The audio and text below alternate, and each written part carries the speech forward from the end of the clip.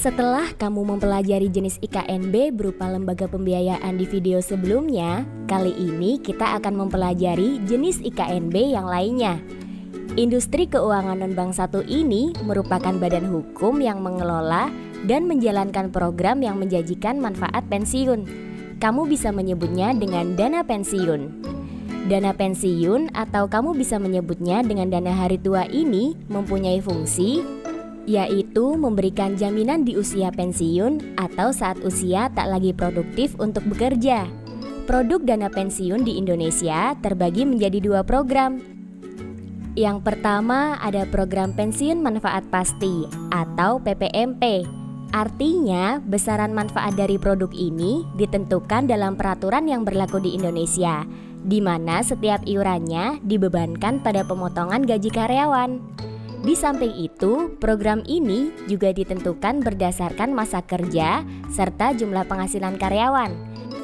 Yang kedua, ada program pensiunan iuran pasti atau PPIP, yaitu besaran manfaat dari produk ini ditetapkan dari hasil pengembangan kekayaan, di mana iuran akan dibebankan kepada karyawan dan perusahaan.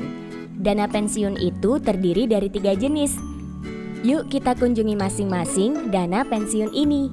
Nah, sekarang kita berada di perusahaan yang menyelenggarakan dana pensiun pemberi kerja atau kamu bisa menyebutnya dengan DPPK. Di sini dana pensiun itu diadakan oleh pemberi kerja yang mempekerjakan karyawan dan berperan sebagai pendirinya. Secara gampangnya nih, perusahaan mengelola sendiri dana pensiun bagi karyawannya. Di sini tidak hanya karyawan internal saja yang bisa ikut program DPPK, tetapi ada karyawan dari perusahaan lain juga bisa ikut serta loh. DPPK dapat menyelenggarakan kedua program, yaitu program pensiun manfaat pasti dan iuran pasti, yang iurannya dibebankan kepada pemberi kerja dan juga karyawannya. Dana pensiun DPPK ini bisa diambil jika yang bersangkutan resign atau saat sudah pensiun. Perusahaan kedua yang akan kita kunjungi yaitu perusahaan yang menyelenggarakan dana pensiun lembaga keuangan atau DPLK, di mana DPLK ini adalah program dana pensiun yang didirikan oleh bank atau perusahaan asuransi jiwa.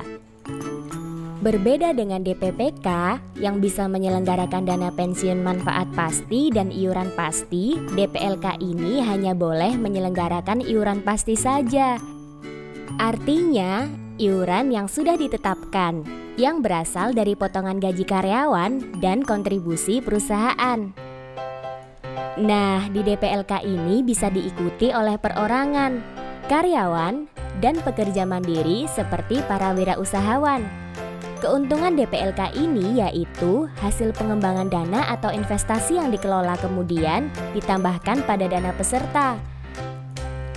Dana pensiun di DPLK bisa dicairkan saat peserta sudah memasuki masa pensiun dengan ketentuan pensiun normal yaitu di usia 55 tahun, pensiun dipercepat, dan pensiun meninggal dunia. Perusahaan terakhir yang akan kita kunjungi yaitu perusahaan yang menyelenggarakan dana pensiun berdasarkan keuntungan, di mana dana pensiun ini adalah dana pensiun pemberi kerja yang menyelenggarakan program pensiun iuran pasti dengan iuran hanya dari pemberi kerja yang didasarkan pada rumus yang dikaitkan dengan keuntungan pemberi kerja. Nah, itu tadi jenis IKNB berupa dana pensiun. Setelah kamu mempelajarinya, apakah kamu tertarik untuk menyiapkan dana pensiun sejak dini? Jangan lupa mempersiapkannya ya.